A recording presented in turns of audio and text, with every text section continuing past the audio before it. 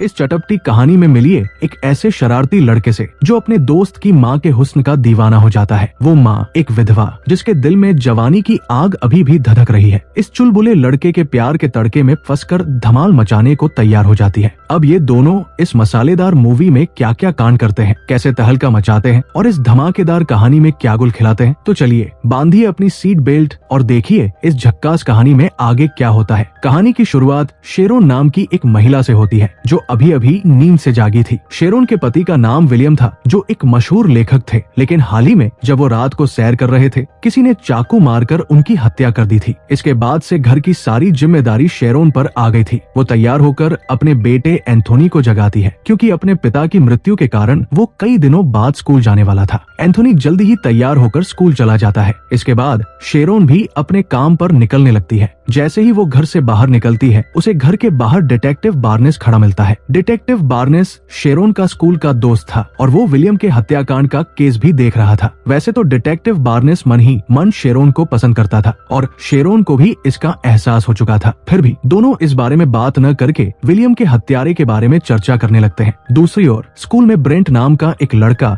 Anthony को परेशान कर रहा था, लेकिन जैसे ही उसे डायलन दिखता है जो स्कूल में नया आया था वो वहाँ से चला जाता है। एंथोनी को मेघन नाम की एक लड़की पसंद थी, लेकिन वो उससे बात करने से डरता था। डायलन इस मामले में भी एंथोनी की मदद करता है और उसकी मेघन से जान पहचान करवाता है। इसके बाद वे दोनों फुटबॉल खेलने लगते हैं। वहाँ ब्रेंट भी मौजूद था। एंथोनी को खुद से बेहतर खेलते देख ब्रेंट को उस पर गुस्सा आ जाता है। गुस्से में आकर वो एंथोनी की पिटाई करने लगता है और इस बार भी डायलन एंथोनी की मदद करता है। कुछ देर बाद एंथोनी चेंजिंग रूम में था। डायलन भी उसके पास ही था। एंथोनी उसका मदद के लिए धन्यवाद करता है और पूछता है, तुम मेरी मदद क्यों कर रहे हो? इस पर डायलन कहता है, मुझे पता है कि तुम्हारे पिता की हाल ही में मृत्यु हुई है। मेरे पिता भी इस दुनिया में नहीं है, इसलिए मैं समझ सकता हूँ कि तुम्हें अपने पिता के बिना कैसा लग रहा होगा। एंथोनी को डायलन अच्छा लड़का लगता है, इसलिए वो उससे दोस्ती कर लेता है। शाम को जब शेरोन घर लौटती है तो उसे एंथोनी कहीं नहीं मिलता। वो उसे ढूंढ ही रही थी कि तभी एंथोनी डायलन को लेकर घर आता है। एंथोनी अपनी माँ शेरोन को डायलन से मिलवाता है और बताता है, आज रात मैंने अपने दोस्तों के लिए हमारे घर पर एक छोटी सी पार्टी रखी है। ये सुनकर शेरोन बहुत खुश हो जाती है क्योंकि एंथोनी को काफी समय बाद इतना खुश देख रही थी। रात होते ही एंथोनी के दोस्त पार्टी के लिए उसके घर आ जाते हैं। शेरोन सभी के लिए खाने पीने का इंतजाम करने लगती है। पार्टी में डायलन भी आता है। सभी लोग पार्टी का मजा ले रहे थे। अपने बेटे को खुश देखकर शेरोन भी खुश होती है। इसी दौरान उसकी नजर डायलन पर पड़ती है, लेकिन जैसे ही डायलन उसे देखने लगता है वो अपने काम में लग जाती है क्योंकि उसे ये ठीक नहीं लगता। अब शेरोन नाश्ता लेकर बाहर आती है जबकि डायलन फ्रेश होने के लिए घर के अंदर बाथरूम ढूंढने लगता है। बाथरूम ढूंढते ढूंढते वो गलती से शेरोन के कमरे में चला जाता है। कमरे में उसकी नजर शेरोन की पारिवारिक तस्वीर पर पड़ती है। तभी वहाँ शेरोन भी आ जाती है। उसके पूछने पर डायलन बताता है, मैं गलती से यहाँ आ गया। एंथोनी ने शेरोन को बता रखा था कि डायलन ने उसकी बहुत मदद की है, इसलिए शेरोन भी उसका धन्यवाद करती है। देर रात जब सभी चले जाते हैं शेरोन एंथोनी को बताती है, मुझे पैसों की जरूरत है, इसलिए मैंने हमारा पुराना घर बेचने का फैसला किया है। ये सुनकर एंथोनी उसे बताता है कि डायलन भी एक घर ढूंढ रहा है। अगले ही दिन डायलन शेरोन का घर देखने आता है। डायलन के पूछने पर वो बताती है, मुझे पैसों की जरूरत है, इसलिए मैं ये घर बेच रही हूँ। डायलन कहता है, मेरे चाचा ये घर खरीदना चाहते हैं। इतना कहकर वो शेरोन के साथ घर देखने लगता है। कुछ दिनों बाद एंथोनी स्कूल में फुटबॉल खेल रहा था। वो आज भी बहुत अच्छा खेल रहा था,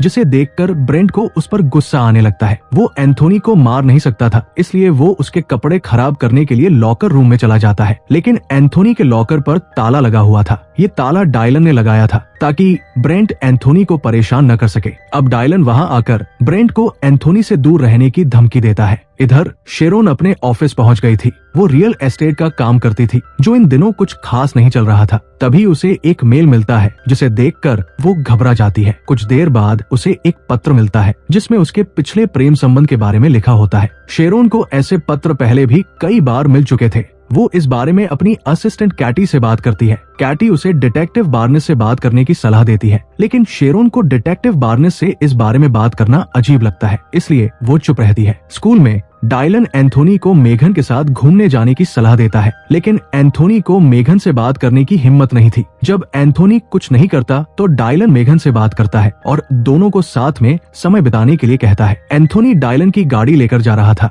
इसलिए उसके लौटने तक डायलन उसी के घर पर रुक जाता है। अब घर में सिर्फ शेरोन और डायलन थे। दोनों एक दूसरे से बातें करने लगते हैं। बातों बातों में शेरोन उसे बताती है, विलियम के साथ मुझे कभी मजा नहीं आता था। वो हमेशा एक ही तरह से प्यार करता था, इसलिए मेरी इच्छाएं पूरी नहीं हो पाती थी। इधर ये दोनों बातें कर रहे थे, उधर एंथोनी मेघन के साथ समय बिता रहा था। मेघन को भी एंथोनी बहुत पसंद था और दोनों एक दूसरे को चूमने लगते हैं। दूसरी ओर शेरोन सोने से पहले नहाने लगती है। बाहर बैठे डायलन को पानी की आवाज सुनाई देती है और वो उठकर शेरोन के पास चला जाता है। शेरोन उसे बाहर जाने के लिए कहती है, लेकिन डायलन अपने कपड़े उतारकर उसके साथ नहाने लगता है। शेरोन चुपचाप उसे देखती रहती है और डायलन उससे शारीरिक संबंध बनाता है। कुछ देर बाद एंथोनी भी घर लौट आता है। जब उसे घर में कोई नहीं दिखता तो वो शेरोन को पुकारने लगता है। तभी डायलन उसके सामने आ जाता है। आज काफी समय बाद शेरोन को शारीरिक सुख मिला था, इसलिए वो बहुत अच्छा महसूस कर रही थी। एंथोनी के आते ही डायलन अपने घर चला जाता है। डायलन का पहनावा तो बहुत अच्छा था,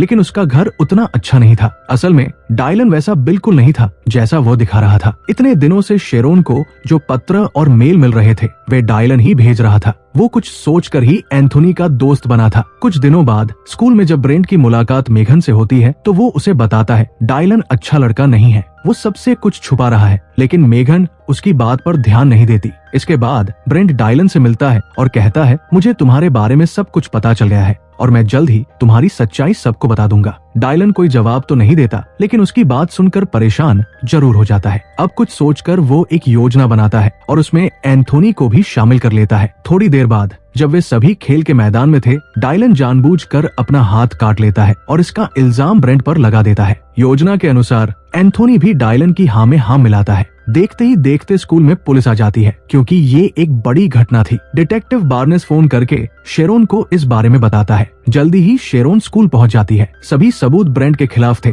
इसलिए स्कूल वाले उसे स्कूल से निकाल देते हैं। शेरोन अपने बेटे को लेकर घर लौट आती है। घर आते ही उसे डायलन का मैसेज मिलता है। वो उसका पुराना घर एक बार फिर देखना चाहता था। शेरोन उसकी बात मान लेती है। रात होते ही शेरोन डायलन से मिलने पहुंच जाती है। दोनों एक दूसरे को देखकर बहुत खुश होते हैं। देखते ही देखते डायलन शेरोन को चूमने लगता है। जब वे दोनों अंतरंग पल बिता रहे थे, कोई उनकी वीडियो बना लेता है। अगले दिन जब मेघन एंथोनी से मिलती है तो वो उसे शेरोन और डायलन की वीडियो दिखाती है, जो उसने पिछले दिन रात को बनाई थी। असल में मेघन को डायलन की सच्चाई पता चल गई थी। जब उसने इस बारे में डायलन से बात की तो उसने उसे उसी जगह मिलने के लिए बुलाया था जहां उसने शेरोन को बुलाया था। मेघन एंथोनी को ये भी बताती है कि डायलन ने सबसे झूठ बोला है और उसका असली नाम भी कुछ और है। मेघन की बातें सुनकर एंथोनी बहुत हैरान होता है। कुछ देर बाद जब मेघन अपने घर जा रही थी, डायलन उसका पीछा करने लगता है। उधर शेरोन को पता चल गया था कि किसी ने उसकी वीडियो बनाकर इंटरनेट पर वायरल कर दी है। ये देखकर वो बहुत परेशान हो जाती है। कुछ देर बाद एंथोनी को मेघन का मैसेज मिलता है, जिसमें वो उसे डायलन के घर पर बुला रही थी। एंथोनी जल्दी जल्दी डायलन के घर पहुंचता है, लेकिन उसे वहां कोई नहीं मिलता। तभी डायलन पीछे से उस पर हमला करके उसे बेहोश कर देता है। असल में ये सारी योजना डायलन की थी।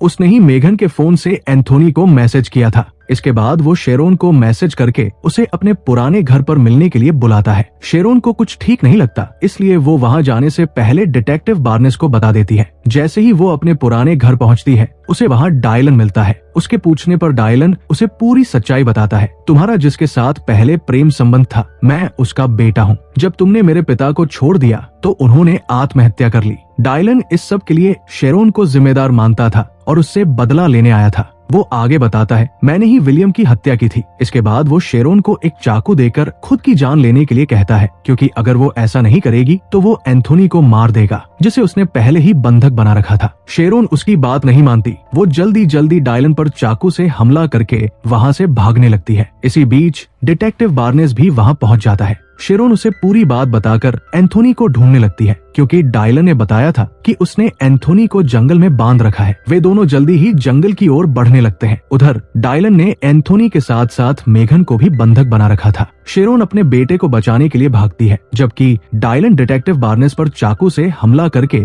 उसकी बंदूक छीन लेता है। इसी बीच मेघन और एंथोनी आजाद हो जाते हैं। डिटेक्टिव बार्नेस को जख्मी करने के बाद डायलन शेरोन को मारने की कोशिश करता है, लेकिन तभी मेघन पीछे से हमला करके उसे मार देती है। कहानी के अंत में शेरोन डिटेक्टिव बार्नेस का प्यार स्वीकार कर लेती है और इसी के साथ कहानी समाप्त हो जाती है।